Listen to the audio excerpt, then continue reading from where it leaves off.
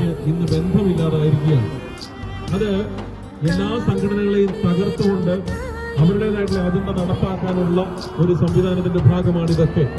UK-യിലും അമേരിക്കയിലും ഓസ്ട്രേലിയയിലും കേരളത്തിന് വെളിയിലുള്ള ഒരു സംഘടനകളുമായിട്ട് ഇന്ന് മൂലക്കാട്ട് മെത്രാനച്ചന് ബന്ധങ്ങളില്ല എന്നുള്ളത് ഈ സമുദായത്തെ എന്തുമാത്രം അകറ്റി നിർത്താനാണ് രൂപതാ നേതൃത്വം ശ്രമിക്കുന്നത് എന്നുള്ളതിന്റെ തെളിവാണ്.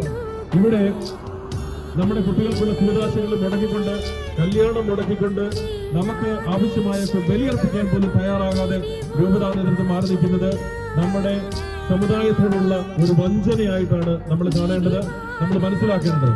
ആ സമുദായ വഞ്ചന അവസാനിപ്പിക്കുക, ഹീറോ ലയനം അവസാനിപ്പിക്കുക, അച്ഛന്മാരുടെ ദാസ്യത്തിനെതിരെ നമ്മൾ അണിനിരക്കുകയാണ്. അത് ഇനിയുള്ള നാളുകളിൽ തീർച്ചയായിട്ടും നമ്മുടെ ഭാഗത്ത് ഇത് ഉണ്ടാകും. ഇനിയുള്ള പ്രതിഷേധങ്ങൾ അലയൊലിക്കണം.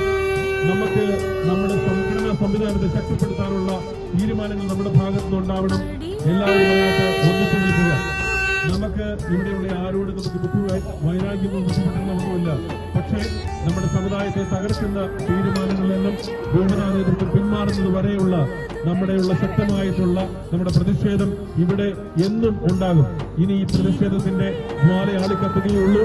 എന്ന് മൂലക്കാട്ട് മെത്രാനച്ചൻ ഇതിൽ നിന്ന് പിന്മാറുന്നു അന്നുവരെ ഞങ്ങളുടെ ശക്തമായ പ്രതിഷേധം കൂടി ഉണ്ടാകുമെന്ന് ഒരിക്കൽ കൂടി പറയുവാനായിട്ട് ഞങ്ങൾ ആഗ്രഹിക്കുകയാണ്.